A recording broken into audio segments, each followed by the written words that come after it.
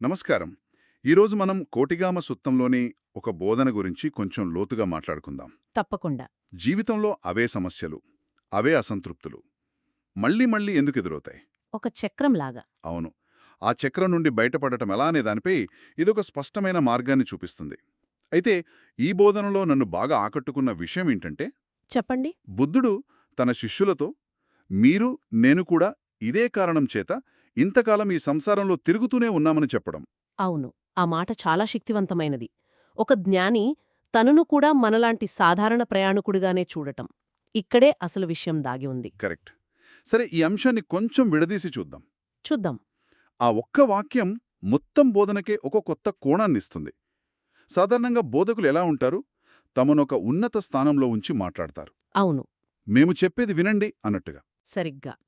కానీ ఇక్కడ ఆయన ఈ ప్రయాణంలో మనందరం దారి తప్పినవాళ్లమే అని చెప్పడం ద్వారా ఇది ఎవరికో కొందరికి మాత్రమే సంబంధించిన జ్ఞానం కాదు, ఇది ఒక మానవానుభవం అని స్పష్టం చేస్తున్నారు. అంటే ఆయన పరిష్కారం కనుక్కున్నారు, మనం ఇంకా వెతుకుతున్నాం, అంతే తేడా. అంతే తేడా. సరిగ్గా అదే.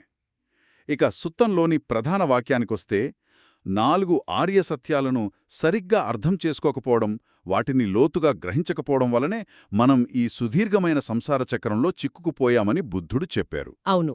అసలు ఈ సంసారమనే పదం వినగానే చాలామందికి పునర్జన్మ మాత్రమే గుర్తొస్తోంది. కాని దాని అర్థం అంతకంటే చాలా విస్తృతమైనది కదా. ఖచ్చితంగా. పునర్జన్మ అనేది అందులో ఒక భాగం మాత్రమే. కాని మన ప్రస్తుత జీవితంలోనే మనం సంసారాన్ని ప్రతిరోజూ అనుభవిస్తాం. ఎలా అంటారు? ఉదాహరణకు, ప్రతి సోమవారం ఉదయం లేవగానే అయ్యో మళ్ళీ మొదలైందా ఈ వారం అనిపించే ఒక నిస్సారమైన భావన ఉంటుంది కదా. ఉంటుంది.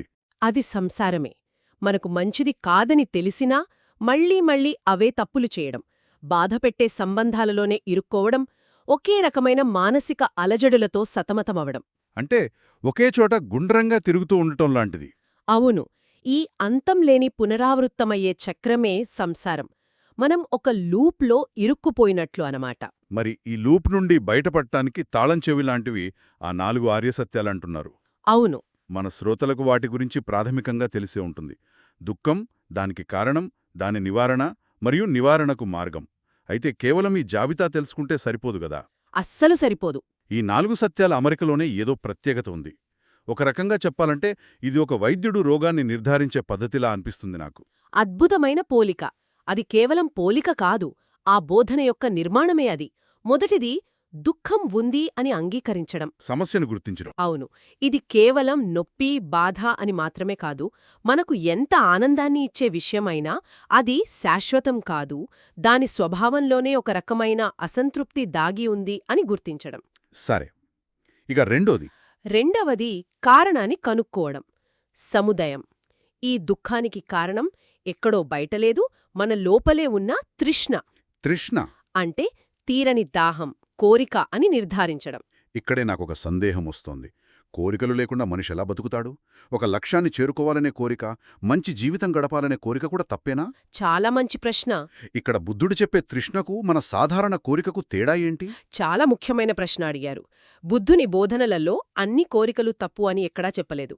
ఉదాహరణకు, జ్ఞానాన్ని సంపాదించాలనే కోరిక, ఇతరులకు సహాయం చేయాలనే సంకల్పం. అవును, ఇవన్నీ మంచివే. ఇక్కడ తృష్ణ అంటే గుడ్డిగా అతుక్కుపోయే స్వభావం ఉన్న కోరిక. ఇది ఒక దాహంలాంటది, ఎంత తాగినా తీరదు. అర్థమైంది. ఒక కోరిక తీరగానే మనసు వెంటనే మరో దానికోసం వెంపల్లాడుతుంది. ఈ అంతులేని వెంపర్లాట, ఈ ఇంకా కావాలి, ఇది శాశ్వతంగా ఉండాలి అనే ఆరాటమే దుఃఖానికి కారణమయ్యే తృష్ణ. ఆ తేడాను గుర్తించడం చాలా అవసరం. అర్థమైంది. అంటే సమస్య కోరికతో కాదు, దానిపట్ల మనకున్న గుడ్డి ఆపేక్షతో. సరే, ఇక 3వ, 4వ సత్యాలు, నిరోధం మరియు మార్గం. అవును. మూడవది నిరోధం. అంటే ఈ దుఃఖాన్ని నివారించడం సాధ్యమేనని చెప్పడం. ఇది చాలా ఆశాజనకమైన ప్రకటన. హోప్ ఇవ్వడం లాంటిది. సరిగ్గా. ఆ తృష్ణను వదిలించుకుంటే దుఃఖం నుండి విముక్తి పొందవచ్చని భరోసా ఇవ్వడం. ఇది రోగం నయమవుతుందని చెప్పడం లాంటిది. ఇక 4వది మార్గం. అదే అష్టాంగ మార్గం. ఇది ప్రిస్క్రిప్షన్ లాంటిది. ఖచ్చితంగా. కేవలం నయమవుతుందని చెప్పి వదిలేయకుండా ఏ మందులు వాడాలి, ఏ పథ్యం చెయ్యాలో నిర్దిష్టంగా చెప్పడం లాంటిది. అదొక ఆచరణాత్మకమైన ప్రణాళిక. అయితే ఈ 4 సత్యాల గురించి ఇప్పుడు మనం మాట్లాడుకున్నాం. ఇవి చాలా పుస్తకాల్లో ఉంటాయి. మరి కేవలం ఇవి తెలుసుకుంటే సరిపోతుందా? సరిపోదు. ఎందుకంటే సుత్తముల్లో బుద్ధుడు కేవలం తెలుసుకోవడం అని చెప్పలేదు కదా. ఆయన 2 వేరువేరు పదాలు వాడారు. అననుబోధ అంటే అర్థం చేసుకోవడం, అర్థం చేసుకోవడం, అవును. మరియు అప్పతివేధ అంటే గ్రహించడం. ఈ రెండింటి మధ్య ఉన్న తేడాలోనే అసలు రహస్యం దాగి ఉన్నట్లుంది. ఖచ్చితంగా. మొత్తం బోధన యొక్క సారాంశం ఆ తేడాలోనే ఉంది. అననుబోధ అంటే మేధోపరమైన జ్ఞానం. మనం ఈ 4 సత్యాల గురించి గంటల తరబడి మాట్లాడవచ్చు. వ్యాసాల రాయవచ్చు. అవును, పరీక్షలో మొదటి స్థానంలో ఉత్తీర్ణులవ్వచ్చు. ఇది ఒక నగరం యొక్క మ్యాప్ను క్షుణ్ణంగా అధ్యయనం చేయడం లాంటిది. ఏ వీధి ఎక్కడుంది, ఏ దారి ఎక్కడికి వెళ్తుంది అంతా మనకు తెలుసు. కానీ మనం ఇంకా మన ఇంట్లోని కుర్చీలోనే కూర్చొని ఉన్నాం. సరిగ్గా. మరి అప్పతివేద అంటే ఆ మ్యాపును పక్కన పెట్టి నిజంగా ఆ వీధుల్లోకి నడవడం లాంటిదా? సరిగ్గా అదే, కాని అంతకంటే కూడా లోతైనది. అదొక ప్రత్యక్ష అనుభవం. ఉదాహరణకు ఉప్పు రుచి ఎలా ఉంటుందో ఎవరైనా మనకు వేల రకాలుగా వర్ణించవచ్చు. ఆ వర్ణనలన్నీ అననుబోధ. అవును. కాని ఒక్కసారి మనం చిటికెడు ఉప్పును నాలుక మీద పెట్టుకున్నప్పుడు కలిగే అనుభవం ఉంది చూశారా? దాన్ని ఏ మాటలూ వర్ణించలేవు. ఆ క్షణంలో ఉప్పు గురించిన సత్యం మనకు పూర్తిగా తెలిసిపోతుంది. అదే అప్పతివేధ. ఆహా అనే మూమెంట్. అదే, ఆ సత్యం మన అనుభవంలోకి రావడం, మనలో భాగం కావడం. ఈ 4 ఆర్యసత్యాలు కూడా అంతే. దుఃఖం యొక్క స్వభావాన్ని, తృష్ణ యొక్క ఉచ్చును మనం ప్రత్యక్షంగా అనుభవించినప్పుడు ఆ సత్యం మనల్ని మారుస్తుంది. ఆ గ్రహింపు మాత్రమే విముక్తికి దారితీస్తుంది, కేవలం సమాచారం కాదు. అంటే సైకిల్ తొక్కడం గురించి 100 పుస్తకాలు చదవడం వేరు. నిజంగా సైకిల్ ఎక్కి కింద పడి దెబ్బలు తగిలించుకొని బ్యాలెన్స్ చేయడం నేర్చుకోవడం వేరు. ఆ పడినప్పుడు కలిగే అనుభవమే అసలైన పాఠం. ఖచ్చితంగా ఆ అనుభవపూర్వకమైన గ్రహింపు కలిగినప్పుడు ఏం జరుగుతుందో సుత్తలోని చివరి భాగం వివరిస్తుంది. అవును, ఆ వాక్యాలు చాలా శక్తివంతంగా ఉన్నాయి. జీవితం పట్ల తృష్ణ నశించింది, పునికికి దారితీసే మార్గం నాశనమైంది, ఇప్పుడు పునర్జన్మ లేదు. వినడానికి చాలా తీవ్రంగా ఉంటాయి. అవును, పునికికి దారితీసే మార్గం లేదా భవన్నెత్తిని నాశనం చేయడం అంటే ఏమిటి అసలు? భవనెత్తి అనే పదాన్ని అర్థం చేసుకోవడానికి ఒక మంచి పోలిక ఉంది. ఒక రాకెట్ భూమి యొక్క గురుత్వాకర్షణ శక్తిని దాటి అంతరిక్షంలోకి వెళ్ళాలి. దానికి ఎంత ఇంధనం, ఎంత వేగం కావాలి. అలాగే మన కోరికలు, మన కర్మలు కూడా మనల్ని మరో జన్మలోకి, మరో అస్తిత్వంలోకి లాక్కెళ్లడానికి అలాంటి ఒక మానసిక రాకెట్ ఫ్యూయల్ లాంటివి. ఆ ఇంధనమే భవన్నెత్తి. అవును. 4 ఆర్య సత్యాలను పూర్తిగా గ్రహించినప్పుడు ఆ ఇంధనాన్ని మండించే ప్రక్రియే ఆగిపోతుంది. ఆ మానసిక శక్తి నశిస్తుంది. అంటే ఇంజిన్ ఆగిపోయిన తర్వాత కూడా వాహనం కొంత దూరం దొల్లుకుంటూ వెళ్ళినట్లు శరీరం ఉన్నంత వరకు జీవితం కొనసాగుతుంది. కాని కొత్త జన్మకు దారితీసే ఇంధనం మాత్రం అయిపోయినట్లే. అప్పుడు కొత్త కర్మఫలాలు సృష్టించబడవు. పాత కర్మల ప్రభావం ఉన్నంతవరకు ఆ జీవితం ఉంటుంది, కాని సంసార చక్రం యొక్క గమనం ఆగిపోతుంది.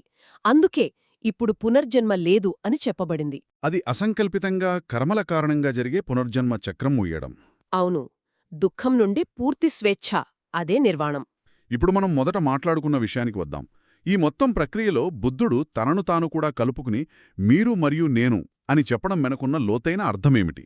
అదే కదా అసలైన విషయం. అవును, ఒక జ్ఞానోదయం పొందిన వ్యక్తి ఇంకా అజ్ఞానంలో ఉన్నవారితో తనను తాను పోల్చుకోవడం ఆశ్చర్యంగా ఉంది. అది ఆ బోధనకే ప్రాణం పోసింది. అది కేవలం సానుభూతి కాదు, అదొక అపారమైన ప్రోత్సాహం. ఆయన ఎవరికీ అందని ఒక శిఖరం మీద నిలబడి కింద ఉన్న మనకు ఉపన్యాసమివ్వడం లేదు. అలా కాకుండా ఆయన మన పక్కనే నిలబడి, మన భుజం మీద చెయ్యవేసి, నేను కూడా ఒకప్పుడు నీలాగే అంతులేని దారులలో దారి తప్పి తిరిగాను, నేను కూడా గందరగోళంలో, బాధలో ఉన్నాను అని చెప్తున్నారు. నేను మార్గాన్ని కనుగొన్నాను, కాబట్టి నువ్వు కూడా కనుగొనగలవు అని. సరిగ్గా అదే. ఈ తిరుగుడుకు కారణమేమిటో చాలా కాలం వెతికి కనుక్కున్నాను, దాని నుండి బయటపడే మార్గాన్ని కూడా కనుక్కున్నాను, నేను చెయ్యగలిగాను కాబట్టి నువ్వు కూడా చెయ్యగలవు అని చెబుతున్నారు. ఇది మొత్తం దృక్పథాన్నే మార్చేస్తోంది. ఆయన ఒక దేవుడు కాదు, మనలాంటి ఒక మనిషి, ఒక మార్గదర్శి అనిపిస్తుంది. ఖచ్చితంగా. ఈ ఒక్క మాట 4 ఆర్య సత్యాలను కేవలం ఒక పొడి తాత్విక సూత్రాల జాబితాలా కాకుండా ప్రతి ఒక్కరికి వర్తించే ఒక వ్యక్తిగత మరియు ఆచరణాత్మకమైన విముక్తి వ్యూహంగా మారుస్తుంది. అది మనకు భరోసానిస్తుంది. అవును, ఈ మార్గం ఎంత కష్టమైనా అది మానవ మాతృలకు సాధ్యమేనని, ఎందుకంటే మనలాంటి ఒకరే ఆ మార్గంలో నడిచి గమ్యాన్ని చేరారని చెబుతుంది. ఇది గురువుకు శిష్యులకు మధ్య ఉన్న దూరాన్ని చెరిపేసి ఒకే ప్రయాణంలో ఉన్న సహప్రయాణికులుగా వారిని కలుపుతుంది. ఆ నమ్మకమే సాధన చేయడానికి కావలసిన స్ఫూర్తినిస్తుంది. ఖచ్చితంగా. అద్భుతం. ఈరోజు మన సంభాషణను ఒక్కసారి వెనక్కి తిరిగి చూస్తే, సంసారం అనే సమస్యతో మొదలుపెట్టి దానికి పరిష్కార మార్గమైన 4 ఆర్య సత్యాలనే మ్యాప్ని చూశాం. అవును. కానీ ఆ మ్యాప్ను కేవలం చదవడం వేరు, ఆ మార్గంలో నిజంగా ప్రయాణించడం అంటే గ్రహించడం వేరు అనే కీలకమైన తేడాను అర్థం చేసుకున్నాం. చాలా ముఖ్యమైన తేడా అది. చివరకు విముక్తి అనే గమ్యాన్ని, దాని అర్థాన్ని తెలుసుకున్నాం. కోటిగామ సుత్తం యొక్క సారాంశం ఒక్కటే. ఈ ప్రాథమిక సత్యాల గురించి అజ్ఞానం అంటే వాటిని అనుభవపూర్వకంగా గ్రహించకపోవడం మనల్ని ఈ దుఃఖచక్రంలో బంధించి ఉంచుతుంది. కేవలం మేధోపరమైన జ్ఞానం సరిపోదు. అది మనల్ని కొంతవరకే తీసుకెడుతుంది. కాని లోతైన వ్యక్తిగత అనుభవం ద్వారా వాటిని గ్రహించడమే స్వేచ్ఛకు విముక్తికి ఏకైక మార్గం. బుద్ధుని మాటల్లో చెప్పాలంటే ఆయన కూడా ఆ మార్గంలో నడిచి గమ్యం చేరారు. ఈ సంభాషణను ముగించే ముందు వినేవారి కోసం ఒక ఆలోచనను వదిలివెడదాం. తప్పకుండా. ఈ బోధనలో జీవితం పట్ల తృష్ణ నశించిందని చెప్పబడింది కదా, ఇది మనల్ని ఆలోచింపజేసే ఒక ప్రశ్నను లేవనెత్తుతుంది. మన దైనందిన జీవితంలో ఈ జీవితం పట్ల తృష్ణ అంటే జీవించాలనే, కొనసాగాలనే, ఏదో ఒకటి అవ్వాలనే లోతైన, సహజమైన కోరిక మనకు తెలియకుండానే మన చర్యలను మరియు ఎంపికలను ఏ సూక్ష్మమైన లేదా స్పష్టమైన మార్గాల్లో నడిపిస్తుంది.